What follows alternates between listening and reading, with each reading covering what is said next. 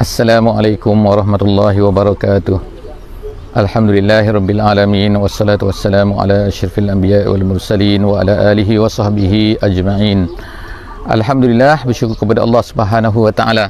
Kita pada pagi ini dapat bersama-sama lagi dalam sesi tafsir ringkas daripada muka surat Al-Quran. Alhamdulillah, pagi ini kita akan bersama-sama telah sampai ke muka surat 450 dan kita akan bincangkan pada pagi ini ayat-ayat daripada 103 sehingga ayat 126 daripada surah As-Saffat. Jadi insya-Allah kepada sesiapa yang mempunyai kelapangan, mempunyai kesesuaian untuk membuka mushaf pada pagi ini, maka silalah buka mushaf insya-Allah dan buka pada muka surat 450 insya-Allah. Kita tak lama lagi, kita ada lagi berbaki 154 muka surat insya-Allah. Kita akan habiskan, tamatkan Al-Quran insya-Allah. Pada pagi ini kita akan bersama-sama untuk melihat sebenarnya tiga cerita yang dipaparkan oleh Allah Subhanahu wa taala, yang diceritakan oleh Allah Subhanahu wa taala dalam surah Saffat ini. Yang pertamanya ialah cerita tentang Nabi Ibrahim, masih lagi Nabi Ibrahim dan juga Nabi Ismail, dan kemudian pengurniaan Allah Subhanahu wa taala anak kepada Nabi Ibrahim, iaitu Nabi Ismail dan juga Nabi Ishaq. Yang keduanya, Allah Subhanahu wa taala menceritakan kepada kita tentang kisah sedikit daripada pengajaran daripada kisah Nabi Harun dan juga Nabi Musa dan juga Nabi Harun. Yang ketiganya, insya-Allah kita akan dipaparkan juga dengan satu kisah lain, iaitu kisah Nabi Ilyas. Kisah Nabi Ilyas tak banyak kisah Nabi Ilyas dalam Al-Quran, kecuali ada beberapa tempat saja. Antaranya ini yang paling besar sekali, iaitu Nabi Ilyas disebutkan di sini, iaitu Nabi Ilyas. Jadi kita akan ada tiga nabi sini, tiga rasul yang diceritakan oleh Allah Subhanahu wa taala di dalam muka surat ini. Alhamdulillah, kita dapat bertemu pada hari ini daripada berjiranan dengan Jami' Asri Hasanil Bolkiah, iaitu satu masjid yang kita boleh katakan terbesar di negara Brunei Darussalam. Okey, insya-Allah kita akan baca ayat daripada 103 sehingga ayat 126. A'udzubillahi minasyaitonirrajim. Bismillahirrahmanirrahim. Falamma aslama wa tallahu liljabin wa nadainahu ayya Ibrahim qad saddaqta ar-ru'ya inna kadzalika najzil muhsinin. Sadaqallahul azim. Saya ambil sedikit daripada ayat ni, iaitu satu baris setengah untuk baca, untuk ambil keberkatan pada pagi ini. Maka apa yang diceritakan oleh Allah Subhanahu wa taala melalui muka surat ini ialah dia sebenarnya sambungan daripada apa yang diceritakan oleh Allah Subhanahu wa taala sebelum ni, iaitu pada muka surat 449. Kisah Nabi Ibrahim alaihissalam yang menghadapi kaumnya dan kemudian dianya telah hendak dibakar oleh kaumnya, disediakan tempat yang hebat. Kemudian apa yang terjadi ialah mereka semua tak berjaya. Lalu Nabi Ibrahim alaihissalam telah meninggalkan tempat tersebut, dan dikatakan bahawa Nabi Ibrahim ini adalah orang yang pertama sekali berhijrah. Jadi hijrah Nabi Ibrahim sebagaimana disebutkan oleh para ulama ialah apa? Iaitu kerana dakwah. Kerana meninggalkan satu tempat ke tempat yang lain. Kenapa? Apabila dakwah ini sudah tidak dapat menerimanya, dan apabila keadaan tempat itu sudah dahsyat, mau membunuhnya dan sebagainya, jadi dia meninggalkan tempat tu. Apabila dia tinggalkan tempat yang asal tu, iaitu tempat Namrud tu, maka dia telah pergi ke Palestin, dan di sana dia telah dikurniakan dengan dua orang anak. Yang pertama sekali ialah Nabi Ismail alaihissalam. Jadi Nabi Ismail ni abang, Nabi Ishaq tu adik. Kalau ikut dalam turutan sebagaimana disebutkan oleh Al-Quran, walaupun ada sedikit perbezaanlah pendapat mengenai perkara ini. Yang penting ialah apa? Nabi Ibrahim ni ada dua orang anak. Yang pertama sekali ialah Nabi Ismail, dan yang kedua ialah Nabi Ishaq. Okey, kita tengok sekarang ni apa yang berlaku. Apa yang berlaku iaitu Nabi Ibrahim ini telah bermimpi bahawa dia akan menyembelih anaknya. Lalu dikatakan kepada Nabi Ismail, pada masa tu dikatakan, ada riwayat mengatakan umurnya adalah di antara 10 hingga 15 tahun. Tapi ada pendapat mengatakan bahawa tidak. Dia kata sebenarnya umur Ismail, Nabi Ismail pada masa itu telah agak besar. Jadi itu adalah perbezaan pendapat ulama saja kan. Jadi bagi kita ialah apa? Iaitu bagaimana kesediaannya, bagaimana kedua-dua mereka ni telah menunjukkan suatu contoh kepada kita semua, iaitu pengorbanan yang sangat besar. Iaitu yang pertamanya sanggup untuk membunuh anak sendiri, yang keduanya sanggup untuk menyerahkan dirinya apabila diarahkan oleh Allah Subhanahu Wa Taala untuk melakukan apa saja. So kita dapat tahu bahawa cerita ini adalah menjadi satu perkara yang telah diwarisi sampailah sekarang, iaitu kita ini disunatkan untuk berkorban pada hari raya. Jadi apa yang terjadi? Okey, jadi Nabi Ibrahim ini dia bermimpi dan dia melihat bahawa dia akan menyembelih anaknya Ismail ini di satu tempat, di satu batu di Mina. Jadi dia pun telah membawa Nabi Ismail ini ke Mina. Apabila sampai kepada tempat tersebut, maka dia pun meletakkan. Inilah yang kita baca pada hari ini, iaitu falamma aslama tu artinya istaslama. Aslama tu menyerahkan diri. Apabila kedua-duanya, kan ada alif tu kan, aslama gitu kan, apabila kedua-duanya menyerah diri, iaitu menyerah diri kepada perintah Allah Subhanahu Wa Taala. Kemudian apa yang terjadi ialah watallahu. Talla ni ialah asalnya daripada talak dan tal tu ialah makna apabila seorang tu melemparkan satu perkara tu jauh tinggi ke atas, dengan maknanya dengan kuat Kalau ke atas, kalau ke bawah tak gunakan kekuatan kan. Talla maknanya melemparkan ke atas. Jadi melemparkan ke atas. Akhirnya dalam bahasa Arab, bila talla ni digunakan itu apabila seseorang itu menggunakan kekuatannya untuk menundukkan satu benda.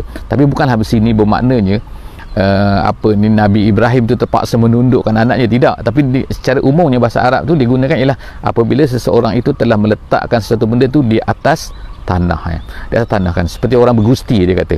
Kalau orang gusti pun dia kata talla juga, apabila seorang tu menggustikan lawan dia tu kemudian meletakkan ke atas tanah.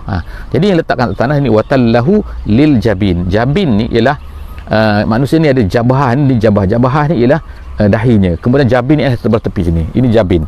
Jadi artinya dia letakkan begitu, iaitu di atas tanah ataupun di atas batu untuk disembelih.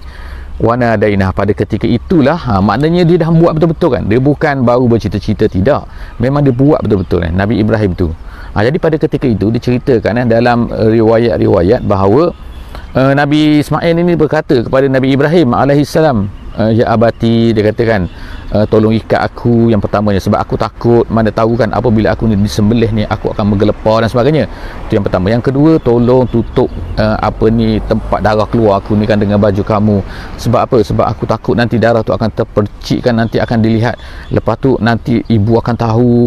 Jadi lepas tu dia beritahu tu, wahai ayahku juga, apabila kamu sembelih aku ni, sembelihlah dengan cepat, dia katakan, dan tajamkan semula tu semua. Kemudian dia kata apa? Lepas tu berkirim salam kepada ibu. Jadi dia semua ni dia buat ni kan dengan keadaan sedihnya, masya-Allah kan. Maknanya Nabi Ismail tu dah ready betul-betul, memang akan dibunuh kan, akan disembelihkan oleh ayahnya kerana perintah daripada Allah Subhanahu Wa Taala. Tapi Allah ketika dah meletakkan pisau, kata kat situ, lalu wa nadainahu ayya Ibrahim, Allah Taala menyerukan, wahai Ibrahim, qad saddaqta ru'ya, kamu telah membenarkan ru'ya, membenarkan mimpi, iaitu engkau telah melaksanakan betul-betul apa yang diperintahkan oleh Allah Subhanahu Wa Taala melalui mimpi itu. Kemudian apa? Inna kadzalika najzil muhsinin. Allah Taala pun beritahukan, begitulah kami memberi balasan kepada orang-orang yang muhsin. Jadi Nabi Ibrahim ni adalah salah seorang daripada orang yang muhsin, kategorikan orang muhsin. Kemudian inna hadza lahuwal bala'ul mubin. Allah Subhanahu Wa Taala beritahu kan, ini adalah merupakan bala. Bala bukan bala dalam bahasa Melayu Kalau bahasa Melayu bala ni maknanya apa? Bala lah kan, bala, malapetaka dan sebagainya. Tapi bala dalam bahasa Arab artinya ialah iaitu cubaan. Cubaan yang jelas, cubaan yang ketara. Memang betul-betul cubaan Sebab cubaan apa? Untuk mengeteskan keimanan seseorang itu sama ada dia ni sanggup tak sanggup untuk melaksanakan perintah Allah Subhanahu Wa Taala. Sebab tu kita tengokkan bahawa salah satu daripada tema utama dalam surah ini, iaitu surah Saffat ini apa? Iaitu al-istislam. Istislam apa? Iaitu istislam, menyerahkan diri kepada Allah Subhanahu Wa Taala, menyerahkan apa-apa saja yang Allah Subhanahu Wa Taala nak perintahkan kepada kita, kita ikut saja. Walaupun kita tidak mengetahui apakah rahsia ataupun apakah sebab. Jadi artinya di sini ialah apa kan? Sebab dan juga hikmah dan juga rahsia itu adalah terpulang kepada Allah. Apabila Allah Subhanahu Wa Taala memang telah menyuruh kita memerintahkan kita dengan suatu perkara, maka kita sepatutnya kena melaksanakan, mesti melaksanakan perkara tersebut tanpa banyak soal. Ini adalah dalam perkara-perkara yang kita katakan perkara-perkara yang memang confirm. Memang itu adalah perintah Allah Subhanahu Wa Taala. Jadi ertinya kita akan hadapi dalam hidup kita sebagai contoh kan. Ada perkara-perkara yang kita tak faham kan. Kenapa Allah Taala suruhkan ni? Ini perkara yang jelas perkara yang jelas yang mana perkara itu memang wajib ke ataupun sunat ke ataupun haram ke kan. Yang memang Allah Taala telah haramkan kita buat. Memang Allah Taala wajibkan kita lakukan. Memang Allah Taala kita suruh macam ni dan larang macam ni, maka kita mestilah patuh kepada Allah Subhanahu Wa Taala. Jadilah seperti Nabi Ibrahim yang mana dia menyerahkan kan, walaupun dia tak tahu kan kenapa aku mesti bunuh anak aku kan, dia tak banyak tanya kan. Kalau itu memang perintah daripada Allah Subhanahu Wa Taala, Allah Taala mesti menyuruh kita sesuatu yang baik. Allah Taala tak suruh kita perkara yang buruk. Allah Taala tak suruh kita kan. Itu keyakinan kita, itu akidah kita kan. Kalaulah Allah Taala menyuruh kita perkara yang buruk, apa ni contoh kan. Jadi Nabi Ibrahim telah melaksanakan. Jadi apa yang itu adalah cubaan cubaan kita kata. Jadi apa yang berlaku dalam hidup kita juga kita boleh katakanlah bahawa kan apa-apa perintah Allah kadang-kadang tu cubaan daripada Allah Subhanahu Wa Taala. Nak tengok kita sabar, nak tengok kita ni melaksanakan ataupun tidak, nak tengok kita ni sanggup berkorban ataupun tidak di jalan Allah Subhanahu Wa Taala. Kemudian wa tarakna alaihi fil akhirin. Jadi Allah Taala sebut ni wa fadainahu bizibhin azim. Wa fadainahu bizibhin azim. Pada ayat sekarang ayat 107. Jadi ayat 107 ini Allah Subhanahu Taala kata kami telah tebus dia. Tebus ni bizibhin. Bizibhin sini dalam bahasa Arabnya sama makna dengan mazbuh sini. Kadang-kadang digunakan zibhin tu maknanya adalah mazbuh, iaitu suatu benda yang disembelih. Jadi dikatakan di dalam riwayatnya ialah Allah Ta'ala telah menggantikan dengan seekor kambing.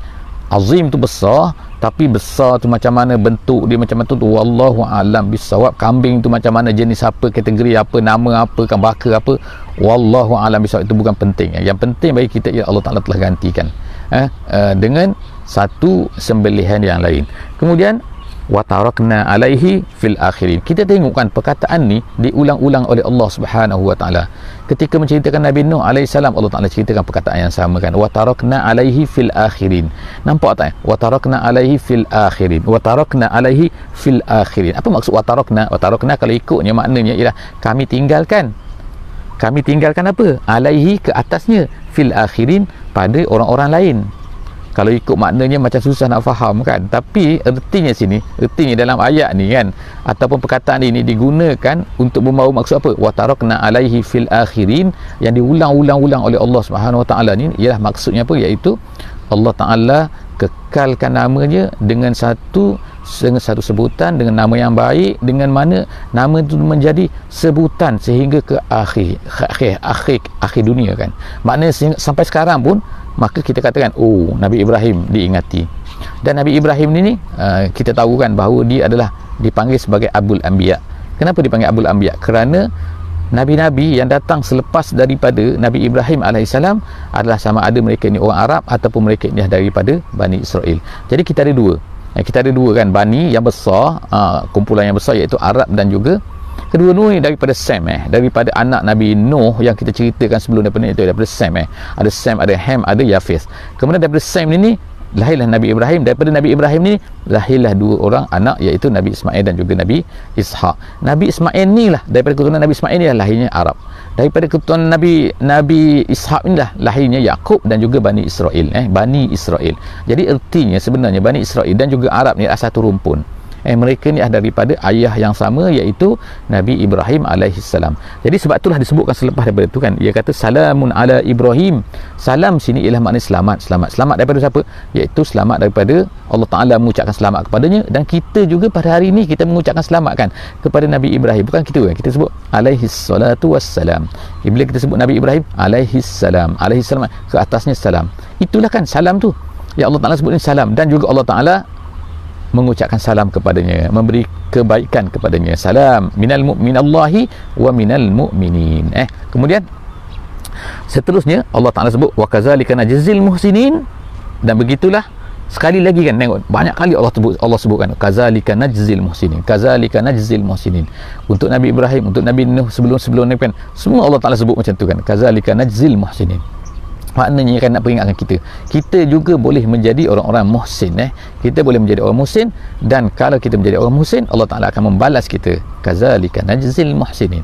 Allah Ta'ala sebut general tu kan, orang-orang muhsin akan mendapat balasan daripada Allah Subhanahu wa Ta'ala. Innahu min ibadinal mu'minin pun sama, tengok kan perkataan pun sama, innahu min ibadinal mu'minin, sama saja. Sebelum daripada pun diulang-ulang oleh Allah Subhanahu Wa Taala. Jadi nampak tak perkataan-perkataan yang sering diulang-ulang oleh Allah di dalam surah Saffat ni kan, ketika menceritakan nabi-nabi, iaitu apa? Najzil muhsinin, kemudian salamun, kemudian tarakna alaihi, kemudian najzi, kemudian innahu min ibadinal mu'minin, ianya adalah termasuk daripada hamba-hambaku yang beriman. Kemudian wabasyarnahu, seterusnya Allah Ta'ala beri khabar gembira kepadanya selepas daripada itu, apa? Wabasyarnahu bi ishaqa nabiyyan minas solihin. Itulah di antara keberkatan yang disebutkan oleh Allah Subhanahu Wa Taala dalam ayat selepas daripada itu, iaitu ayat 113. Allah Ta'ala kata wabarakna alaihi wa ala ishaq. Allah Ta'ala beri berita gembira kepada Nabi Ibrahim ni, kemudian diberi apa? Iaitu diberi pula anak lagi kan, dapat kan. Sebelum daripada ni kan dia tak ada anak kan, tak ada anak kan, jadi dah tua kan, umurnya dah meningkat, tiba-tiba datanglah malaikat memberitahu kepada kan, kamu akan dapat anak. Jadi yang pertama sekali dapat anak melalui Hajar, yang kedua melalui Sarah. Jadi Sarah tu kan yang dah berumur pada masa itu pun tiba-tiba mendapat anak, dan anak tu ialah Ishak. Jadi itulah keberkatan yang Allah Ta'ala beri kepada Nabi Ibrahim, dan kita sampai sekarang kan kita akan bacakan wabarik ala sayyidina Ibrahim dalam selepas daripada hujung kita sembahyang tu kan, bila kita baca tahiyat akhir, kita akan baca wabarak kama barak ta'ala, sebagaimana kamu beri keberkatan. Jadi barik jadi kan wabarik ala sayyidina Muhammad wa ala sayyidina Muhammad kama barak ta'ala sayyidina Ibrahim. Jadi kita minta Allah Ta'ala ni beri keberkatan kepada Nabi Muhammad SAW sebagaimana Allah Ta'ala telah beri keberkatan kepada Nabi Ibrahim alaihi salam. Wa barakna alaihi, kami beri keberkatan kepadanya, wa ala Ishaq, dan juga kepada Ishaq. Sehingga ulama tafsir kata daripada keberkatan ini lahirlah semua ramai kan nabi-nabi dan juga rasul-rasul daripada keturunan Nabi Ibrahim ini. Kemudian dan juga Nabi Ishaq, wa min zurriyyatihima muhsinun wa zalimun li nafsihi mubin. Tapi Allah Ta'ala sebutkan daripada keturunan Nabi Ibrahim ini ada yang baik. Yang baik ni dikata sini, digunakan perkataan sini itu apa yang ni, iaitu muhsin. Jadi tengok sentiasa Allah Ta'ala sebut muhsin kan. Muhsin ni adalah ihsan kan. Ihsan maknanya seorang yang bersifat dengan ihsan, kita panggil dia muhsin. Jamak dia, plural dia, kita panggil muhsinun. Muhsinun maknanya orang yang baik, orang yang buat ihsan. Ihsan ni apa? Kalau ikut tafsiran yang disebutkan oleh Nabi kita SAW ialah an ta'budallaha ka'annaka tarahu fa illam takun tarahu fa innahu yaraka.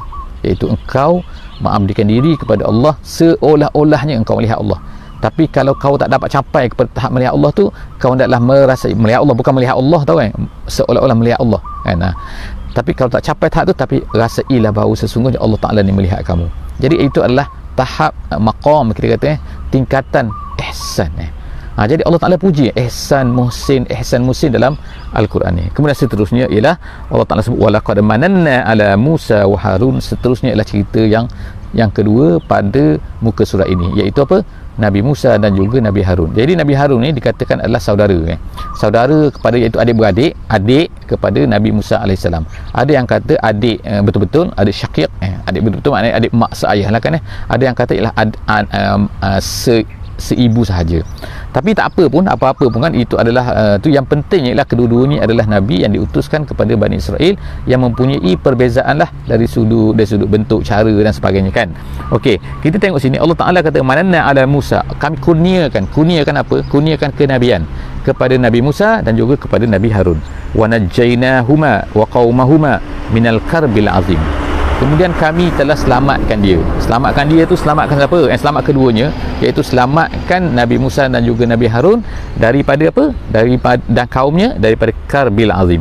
Karbi itu ialah malapetaka lah kita katakan, iaitu malapetaka yang besar. Apa malapetaka yang besar itu? Iaitu daripada penyiksaan, daripada perhambaan yang dilakukan oleh Firaun terhadap Bani Israel. Kemudian Allah Ta'ala dah selamat dah mereka tu. Wa nasarnahum fakanu humul ghalibin. Jadi kami tolong mereka. Nampak? Jadi Allah Ta'ala nak ceritakan bahawa Bani Israel ini, Yahudi ni telah ditolong, bangsa Yahudi telah ditolong oleh Allah Subhanahu Wa Ta'ala. Kemudian mereka telah mencapai kemenangan, iaitu dapat mengalahkan Firaun yang ditenggelamkan. Wa atainahumal kitaba al-mustabin. Kemudian kami beri pula, Allah Taala kata kami beri kitab pula melalui Nabi Musa dan Nabi Harun untuk Bani Israel itu. Kemudian wa hadainahuma as-siratal mustaqim. Kami beri petunjuk kepada keduanya jalan yang benar, jalan yang lurus, siratal mustaqim. Wa tarakna alaihima fil akhirin. Nampak tak sekarang Allah Taala sebut lagi kan, wa tarakna alaihima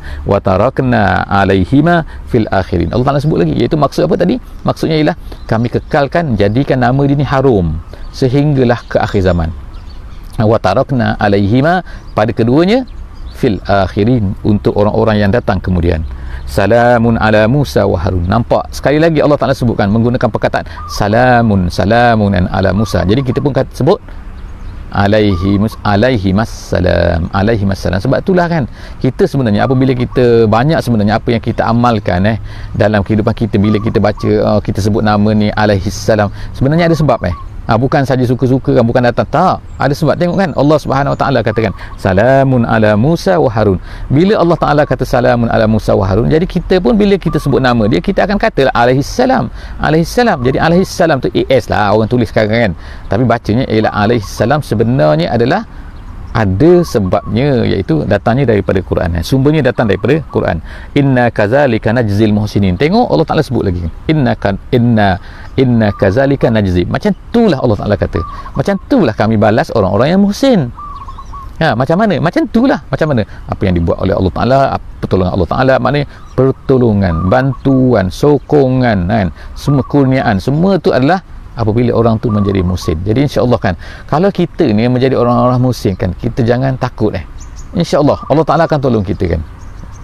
Sebagaimana janji Allah di sini kan, innahuma min ibadinal mu'minin. Sekali lagi kan Allah Taala kata kamu, mereka berdua ni adalah daripada hamba-hambaku yang apa? Yang mukminin. Jadi kita beriman, mukmin, dan kita muhsin. Kemudian wa inna Ilyas. Sekarang pendek saja cerita Nabi Musa dan Nabi Harun di dalam surah ini. Kemudian kita beralih pula kepada Nabi Ilyas. Nampak kan banyak kan? Kita dah hari ni saja kita dah ada 3 nabi. 3 nabi, bukan 3 kan, kita ada 5 lah, ni nabi yang kelima. Nabi Ibrahim dan juga Nabi Ismail, kemudian Nabi Musa dan juga Nabi Harun, dan kemudian ialah yang ketiga iaitu Nabi Ilyas. Lepas ada lagi kan, kita baca sekarang Nabi Ilyas. Apa ni Ilyas ni dalam bahasa Yahudi ni dipanggil Ilya, gitu kan, Ilya. Jadi dia ni diutuskan oleh Allah Subhanahu Wa Taala ke satu tempat di Lebanon, di Syam lah. Kalau ikut ni Lebanon tu ada termasuk dalam Syam. Syria pun Syam, kemudian Palestin pun Syam, kemudian Jordan pun Syam, dipanggil Syam dulunya. Jadi dia ni diutuskan oleh Allah Subhanahu Wa Taala kepada satu tempat nama dia Ba'labak. Kalau dalam bahasa Inggeris sekarang ni dipanggil Ba'albek gitu, Ba'albek gitu kan. Tapi dalam bahasa Arabnya lah Ba'labak. Kenapa tempat tu nama Ba'labak? Kerana di sana telah dibina satu patung. Jadi manusia di situ, ni cerita selepas daripada Nabi Musa, sebab Ilyas ni dikatakan adalah cicit kepada Nabi Harun. Cicit kepada Nabi Harun, maknanya cicit ni ialah maknanya dia ayah dia, datuk dia, nenek moyang dia. Moyang tu adalah Nabi Harun. Jadi dia cicit kepada Nabi Harun. Jadi dia diutuskan oleh Allah Subhanahu Wa Taala. Kita tahu kan daripada negeri Mesir, kemudian tu sesat, Bani Israel itu disesatkan, kemudian Nabi Harun dan juga Nabi Musa telah meninggal. Kemudian keturunan mereka ni telah diutuskan Nabi Daud, kemudian menjadi raja. Nabi Daud menjadi raja, kemudian Nabi Sulaiman. Jadi selepas daripada itu ramailah raja-raja Bani Israel kan yang memerintah di kawasan tersebut kan. Kemudian ada seorang raja Bani Israel ini yang memerintah di Ba'labak. Jadi Ba'labak ni kalau sekarang ni lebih kurang 70 km, 80 km. Kalau ikut naik kereta lain sikit lah kan tapi kalau ikut jaraknya ialah 60-70 km daripada Beirut. So dia ni di satu lembah satu lembah yang masuk ke dalam daripada laut, jauh sikit daripada laut, 70 km daripada laut Jadi di situ mereka dulu dipanggil Heliopolis tempat ni di zaman Rom dulu. Jadi tempat ni ada seorang raja Bani Israel memerintah kat situ, tetapi apa yang terjadi ialah mereka telah menyembah patung. Jadi mereka telah membuat satu patung besar, nama dia ialah Ba'la gitu. Ba'la. Jadi patung itu dibuat daripada emas. Itu hebatnya kan, Masya Allah kan. Jadi mereka sembah patung tu. Jadi Allah Ta'ala telah mengutuskan Nabi Ilyas ke tempat tu, ke Ba'la tu. Ba'la ni sekarang ni, kalau zaman moden lah kan, lebih kurang ada 80,000 penduduk dia, dan majoriti orang kat situ ialah orang Syiah. Syiah Arab ada orang Sunni dan juga ada Kristian. So ada 3 golongan lah kat situ kan. Jadi di Ba'la ni mereka ni menyembah Ba'la. Jadi sebab itulah nama dia dikatakan ialah Ba'la. Ba' kat belakang itu tambahan, wallahualam, tapi memang berhala dia nama Ba'. Okey, kita baca kisah Nabi Ilyas ni. Apa Nabi Ilyas ni? Nabi Ilyas, Allah Ta'ala kata wa inna Ilyasa laminal mursalin. Ilyas pun masuk dalam mursalin. Kita baca kan, bila ayat Quran macam ni disebutkan Ilyas adalah mursalin, sebab itulah maka kita dapat number 25 orang tu. Jadi ulama-ulama bila buat sebut 25 orang rasul, bukan suka-suka hati kan, tapi sebenarnya ada dalam Quran. Mana? Kalau Nabi Ilyas ada disebutkan sini, wa inna Ilyas la minal mursalin. Dia salah seorang daripada mursal yang diutuskan. Iz qala liqaumihi ala tattaqun. Dia berkata kepada kaum dia, kamu tak takut ke? Kamu tak nak bertakwa kepada Allah Taala ke? Atad'una ba'lan. Adakah kamu ni duk menyembah ba'lan? Jadi nampak tak sini? Kan nama tadi yang kita sebut tadi ba'lan tu kan. Itu asalnya ba'la ba' tu kan. Jadi atad'una ba'lan. Kamu ni duk sembah ba'lan, berhala daripada emas tadi tu. Wa tazaruna ahsanal khaliqin, dan kamu tinggalkan Allah Ta'ala lah. Ahsanal khaliqin tu makna sebaik-baik pencipta kan. Kamu tinggalkan Allah Ta'ala, kamu sembah benda tu. Allah rabbakum wa rabb abaikumul awwalin. Dia tu, iaitu yang tadi kan, yang kita kata yang Nabi Ilyas sebut tadi kan, kamu tinggalkan Allah tu, kamu tinggalkan sebaik-baik pencipta, iaitu apa? Allah, Tuhan kamu, Tuhan ayah-ayah kamu yang terdahulu. Jadi Bani Israil ini lupa kan, bahawa Allah Ta'ala telah menyelamatkan mereka daripada Fir'aun, tapi akhirnya mereka lupa dan mereka ni telah menjadi sesat selepas daripada itu kan, dan menyembah Ba'la ni. Jadi apa yang terjadi kepada kisah kita kata kisah Nabi Ilyas lepas daripada itu, insya-Allah kita jumpa esok insya-Allah. Setakat itu saja untuk hari ini. Aku qauli hadza wa astaghfirullahal azim li wa lakum. Sebagai ingatan insya-Allah sila kongsi video ni, link ni kan, insya-Allah kepada satu dunia insya-Allah kan.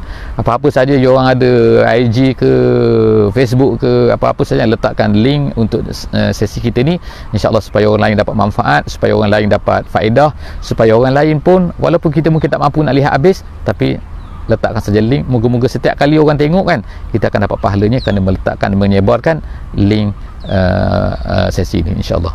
Wallahu alam, setakat itu saja. Kita sudahi dengan tasbih kifarah dan surah wal asri. Subhanakallahumma wa bihamdik, nashhadu an la ilaha illa anta, nastaghfiruka wa natubu ilaik. Bismillahirrahmanirrahim. Wal asri innal insana lafi khusr illa allazina amanu wa amilus solihat wa tawasaw bil haqqi wa tawasaw bis sabr. Assalamualaikum.